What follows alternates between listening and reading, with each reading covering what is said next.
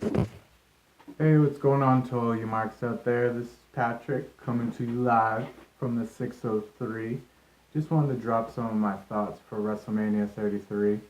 A little background about myself. I am 28 and I've pretty much been into wrestling my entire life. Um, Growing up, I was a big WCW fan, and I was crushed once WCW lost. And then I slowly started watching WWE. There was probably about 5 or 6 years where I did not watch it at all. And then, but my buddy Jay, he was always into it, and we would always go to all the live shows and all the pay-per-views. So every time that wrestling comes to the Garden, we're always there. We're going to SmackDown up in Manchester in May. But back to the WrestleMania 33 card. Alright, so in no particular order, we're going to start off with the Andre the Giant Battle Royal. And honestly, who gives a shit? Like, I just don't get it. I don't understand what this match means. Baron Corbin won it. I mean, like, does it mean that you're entitled to come up? Or just kind of seems like filler space? It definitely looks like it's going to be Big Show and Strowman at the end. I could see Big Show winning. If this really is his last go, he may. But then again, how would Strowman come back? I mean, been pretty terrible lately. Next, we have Neville and Austin Aries. I don't know too much about Austin Aries. I've only been watching him recently. He is talented. I do like his finisher. Neville has been crazy. It's crazy how much of a transformation he's gone over. I've seen him a few times with the old gimmick, and the crowd didn't really pop for him, and I think he's a great heel. Austin Aries, he's really good on the mic. He's got really talented skills on the mic, but I don't know. I'm just not feeling it. I don't really see him winning at WrestleMania. I could see it both ways, but ultimately, how I think it's going to end is Aries is going to go for his finisher, and Neville is going to counter with his Rings of Saturn finisher that he seems to like using lately. And I think that's how he's going to get him over. I could also see Aries winning, also getting his Mania moment, then maybe Neville winning it right back. But I think that in the long term, Neville's going to have more title months in the year than Austin Aries. Alright, so then we're going to go to Alexa Bliss versus all the SmackDown women, which basically means it's Alexa versus Naomi. And I don't really know why they decided to pop on SmackDown and bring her back. Maybe they wanted the rating boost on television, but I think it would have been more cool if Alexa had ran through everyone. Then she's all satisfied, waiting for the referee to raise her hand, and then one more comes out. Boom. Naomi comes out. Maybe like a 5-7 minute spot with just them, and then Naomi wins. I feel like they kind of dropped the ball a little bit when it comes to Naomi coming back early, but I think that it will most definitely probably be Naomi. And all this talk about Alexa Bliss and how she's not talented in the ring. I mean, not everybody is going to be the most amazing technical wrestler. People bring different skills. Some people are better on the mics. Some people just have a persona. Alexa Bliss has that bad girl heel aura. You don't really. She doesn't have to say anything. She comes down the ring, gives like that disgusting look to the crowd, and you just know this is a bad girl coming up. Alright, then we have Gallows and Anderson, Enzo and Cass, Cesaro, Sheamus. I think this will be fairly entertaining. Hope it doesn't last too long, because I'm not really that interested in this. The big rumor going around is Enzo and Cass are going to win. And I mean, they should. They're definitely not the best tag team, if not like, I personally don't even think they're a good tag team to begin with. But they do a great job on the mic, totally over. I feel like Enzo used his biggest lines already. I think he threw pretty much his best of notebook out there when he first came out, and I think they're just kind of extending their promos with just kind of makeshift last minute stuff. It's definitely not as good as it used to be, but I think they definitely deserve the title reign. And then we're going to go to Ambrose and Corbin. Corbin has been coming on of late, and I'm glad to see that. Me personally, I'm not a big Ambrose fan.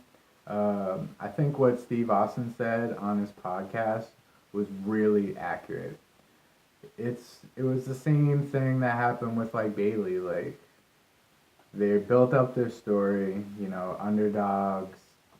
Nobody believes in them. They just quite can't get there, and then Ambrose wins the title. He does terrible feud with Ziggler, and he really just kind of got like laid back, and it's not even the script.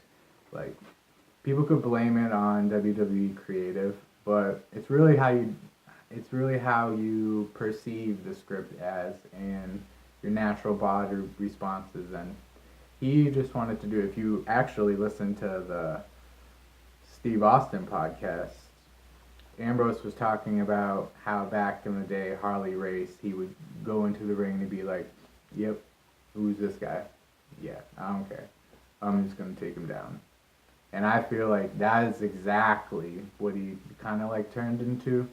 He's just more like laid back, like, I'm the champion, like, you ain't got shit. And I think he definitely fell off a little bit. Winning the IC title, I think, was kind of just, I don't really think he deserved it per se, but who else were you going to? You need a big star there to gain value and bring it over to Corbin. So I think this is where Corbin gets his first title, and I hope he maintains it for a while. Jericho and Owens. Me personally, I'm one of the biggest Kevin Owens fans. I love everything he do. There's literally nothing that he has done on WWE TV that I did not like. That being said, I was not a fan of the Jericho Owens friendship angle. It totally overshadowed Owens. Tainted him in a way, because everyone's going to remember his first title run, and I'm sure he'll have more because he's that talented. He's great on the mic. He takes great bumps. His intensity is there. You just believe him, and that's really what makes a true great wrestler. I think it'll be very back and forth. Probably be some really cool pops. I would say that there would be a pop-up powerbomb into a code breaker reversal, but ultimately Owens will come out on top. Hopefully, the way I envision it, pop-up powerbomb, middle of the ring, Jericho's just laid out, snow halo style, and Owens is just standing up over him, title over, just looking down. I have defeated you. I've taken what you took from me.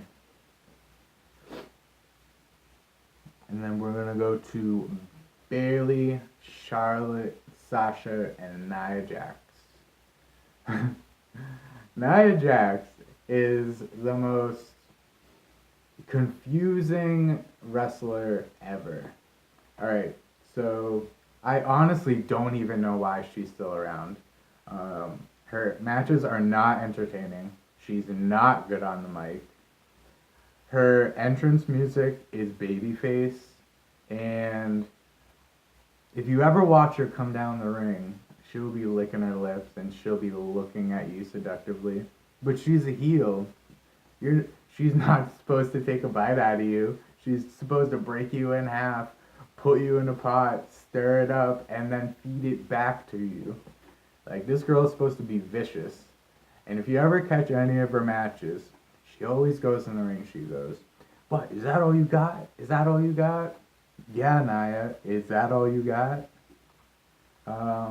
I think it's definitely going to be between Sasha and Bailey. That's what it's looking like. Possibly Bailey Charlotte, but there's no chance in hell that Bailey ends up retaining. Her mic skills are not up to par. I don't think she was ready for the push yet. Whoever is writing for her is doing terrible because you can't live in the past. She already won the title. We already went up that road with her. Yeah, it's great. I personally was a big Bailey fan. I loved Bailey. I like the goofy song and the Bailey buddies and the Bailey to Belly. And she's a really talented wrestler, but I just don't think it's her time to shine yet. And then we got Cena and Nikki and Miz and Maurice. Alright, so the last 2 weeks on SmackDown, The Miz has been on fire, dude. Dude, this guy has been crazy. Hit last SmackDown, where he had the dinner and Daniel Bryan was over and Brie was over. This guy is just talented. Like, you could definitely see. I don't know why he wasn't a bigger star in Hollywood, because this guy can act. Maurice can act pretty good too. I was dying every time she was doing the Nikki thing. But this match is not going to be. I'm not as intrigued with this match. It feels like every Cena match. Cena does the big rah-rah speech. Cena, on that hand, on SmackDown, dude, that guy was savage. He toyed with the bleep line a few times, and he got more adult comedy in that one promo than I've heard from him in a few years. And wow, he's just good. He's the greatest comeback promo man ever. Pretty much all Cena does is you let the guy speak, you let the guy trash on you, absorb that, maybe use a little bit to fire back, and then epic comeback promo. I see Cena and Nikki winning, and the big rumor is that he's going to propose, so I really don't see how you're going to lose and then propose anyways, other than, oh, well, we lost, but looks like I